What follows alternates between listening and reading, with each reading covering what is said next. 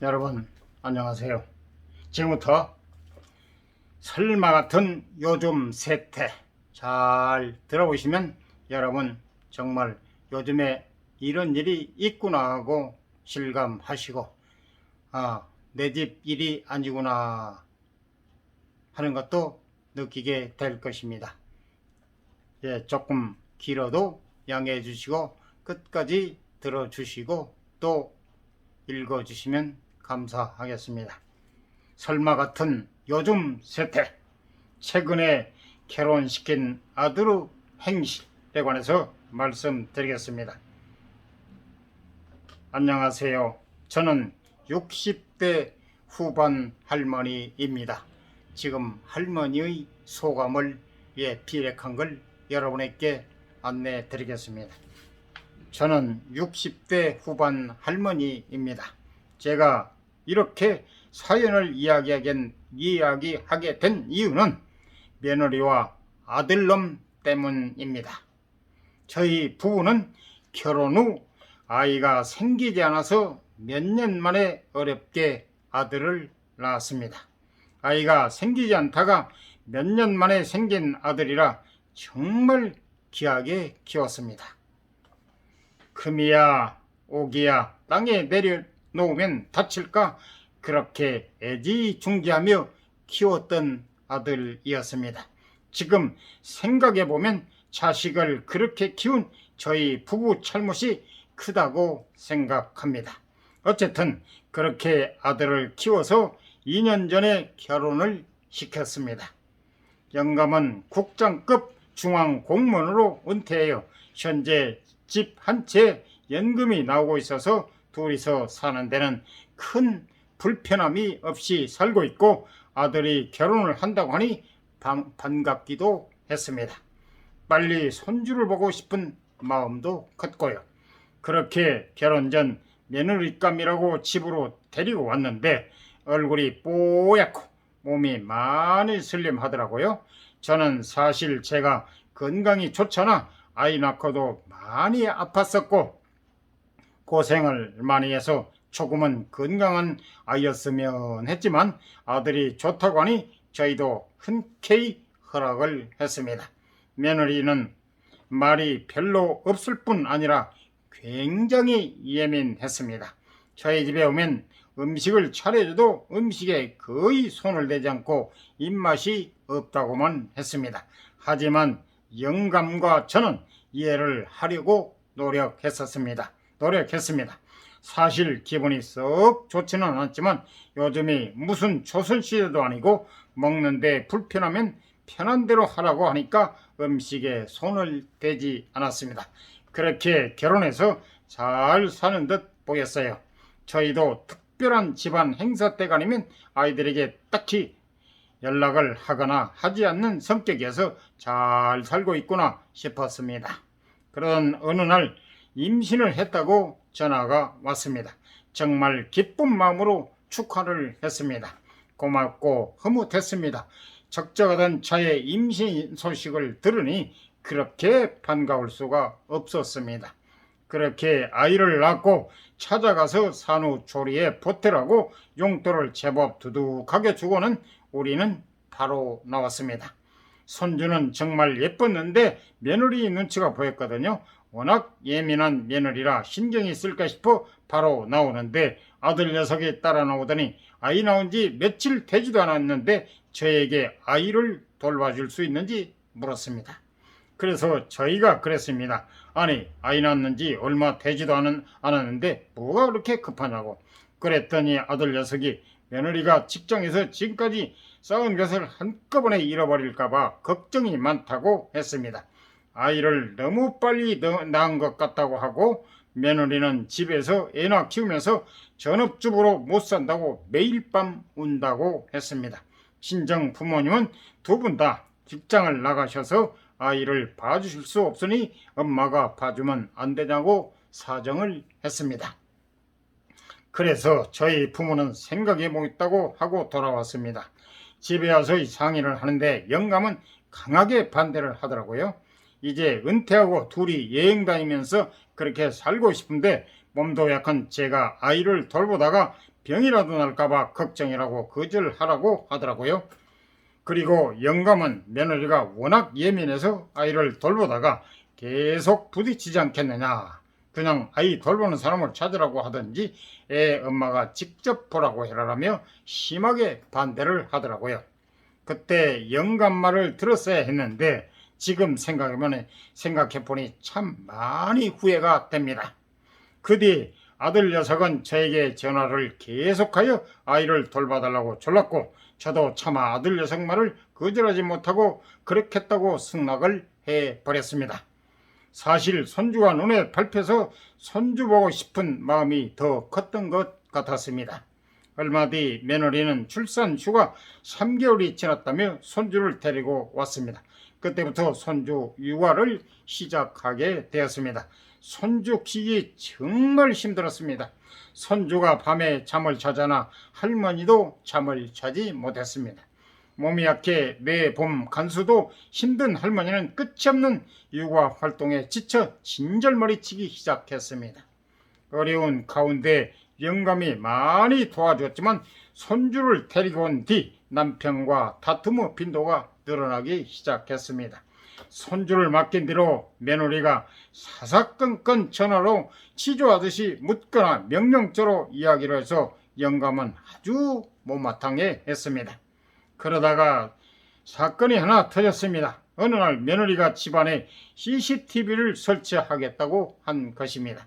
며느리가 말을 참 직설적으로 하는데 집으로 와서 남편과 저를 보며 어머니, 며칠 후에 CCTV 설치하는 분이 올 거예요. 그럼 안방이랑 거실에 설치하시면 돼요라고 말을 했습니다. 이 말을 듣고 있던 남편은 그동안 참았던 것이 터진 것처럼 화를 내기 시작했습니다. 이 집이 내 집이냐? 누구 마음대로 CCTV를 설치하냐? 그런데 며느리의 그 다음 말이 더 가관도 아니었습니다. 아니, 저는 어머님이 제 이야기를 잘못 알아들으셔서 아기 상태를 CCTV 보면서 설명하려고 그랬죠. 그런데 왜 화를 내시는 거예요? 그 말에 남편은 어디서 배워먹은 행동이냐? 우리가 가만히 있으니 아주 우습냐? 라며 고함집에 화를 내기 시작했습니다. 그리고는 영감이 말했습니다. 그렇게 못 믿겠으면 네 자식 네가 키워라. 그랬더니 며느리가 엎어져 울기 시작합니다. 한참 울더니 벌떡 일어나 하는 말이 아버님이 도대체 왜 화를 내시는지 모르겠다고 했습니다. 옆에서 보고만 있던 아들놈은 부모님에게 따집니다. 자기 새끼한테 왜 그러시냐고 도리어 우리 부부에게 역정을 내고 얼굴을 붉혔습니다. 참 기가 막히더라고요. 제가 말리고서야 일단락이 되긴 했지만 영감은 손주를 그만 애들한테 보내라고 성화이고 저도 참 많이 힘든 시간이었습니다. 며느리가 예민한 줄은 알았는데 직접 부딪혀보니 상상했던 것보다 훨씬 심한 정도였습니다. 주말에는 며느리가 시댁을 방문하는데 집에 먼지가 너무 많아서 아이 호흡기에 좋지 않을 수 있다. 청소를 언제쯤 하셨냐? 아이 분유병 속이 청결하지 않는 것 같다. 환기는 제때 시키고 있느냐며 무슨 검사관이 조사하듯이 말을 했습니다. 땅바닥에 머리카락 하나 떨어져 있는 꼴을 보지 못하고 아이가 먹으면 어떻게 하냐고 제게 찬소를 하더군요. 그때쯤 저도 인내심이 바닥을 보이고 있었던 시기라 며느리에게 말했습니다.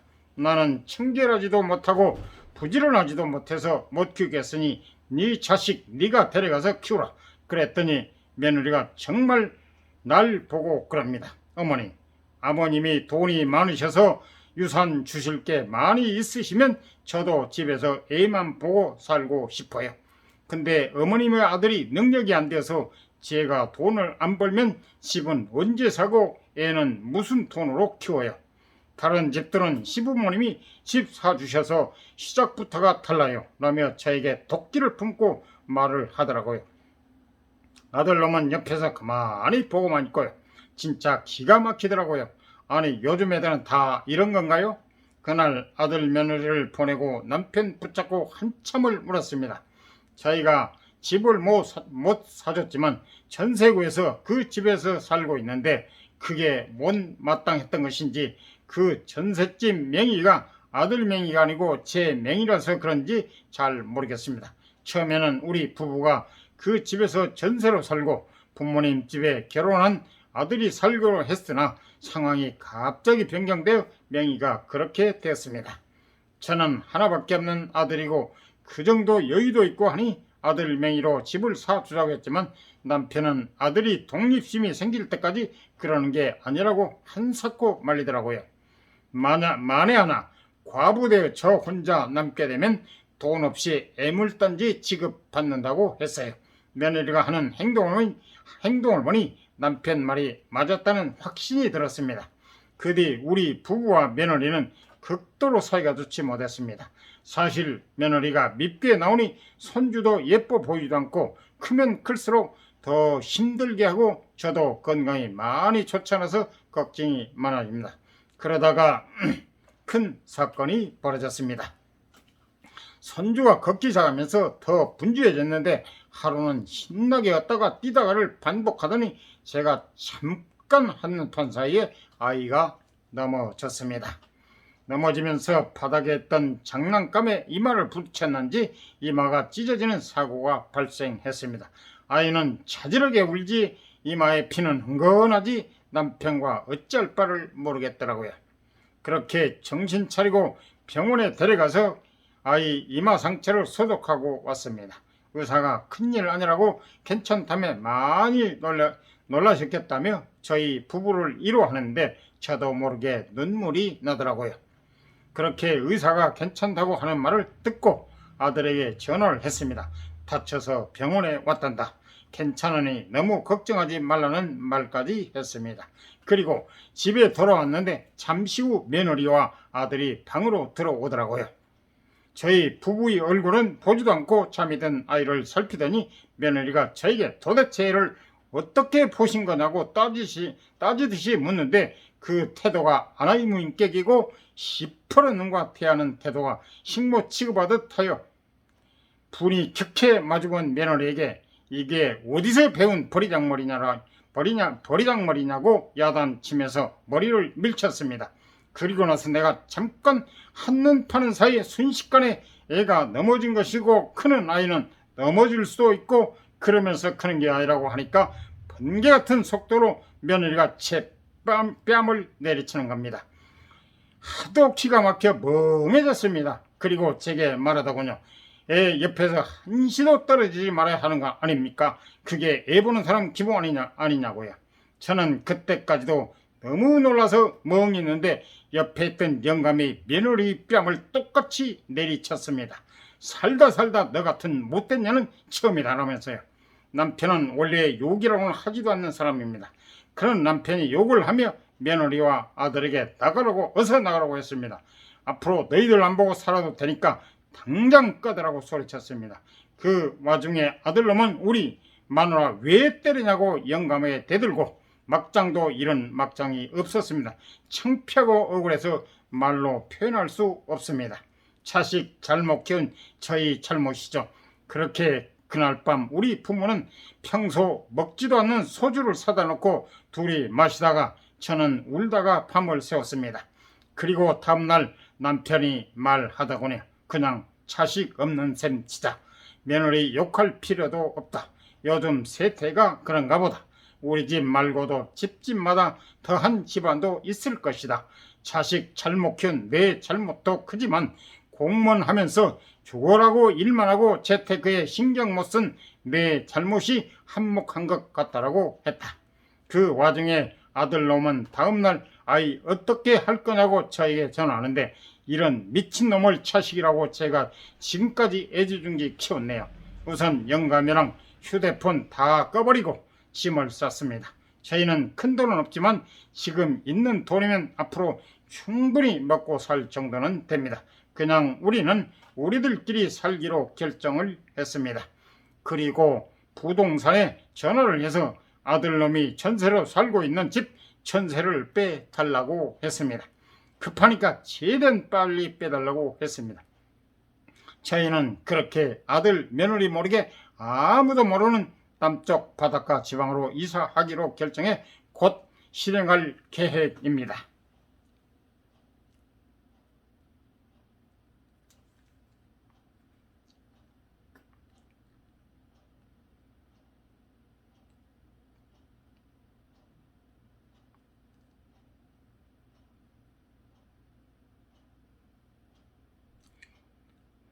죄송합니다. 아들이 살고 있는 집을 다른 사람에게 전세에 내놨다고 하니까 아들 집에 난리가 났죠. 부동산 사장님이 무슨 일이냐고 궁금해 하더라고요. 그 뒤 아들놈이 전화를 하고 난리가 났습니다. 전화통에 불이 나더라고요. 조금 있으니 며느리도 전화를 합니다. 전화를 안 받으니 문자를 해서는 잘못했다. 잠깐 생각이 못 미쳤다. 다시는 안 그러겠다. 용서해 주십시오라고 했습니다. 대꾸를 안 하니까 그 다음날 어머니가 어떻게 이러실 수가 있느냐부터 이혼하겠다라고 협박도 했습니다. 조금 있으니 사돈까지 전화하고 아주 발등에 불이 떨어졌죠.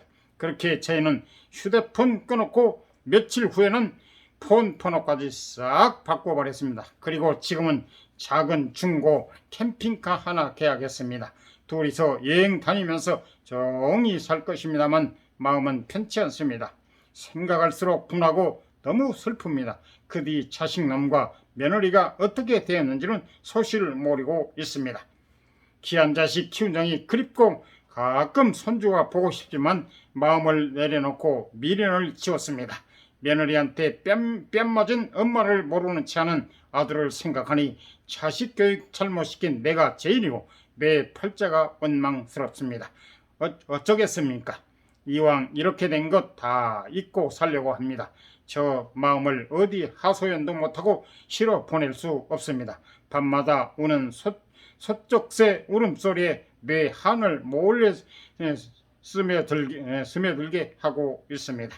자식 잘못 키운 엄마가 신세 한탄하며 눈물로 썼습니다.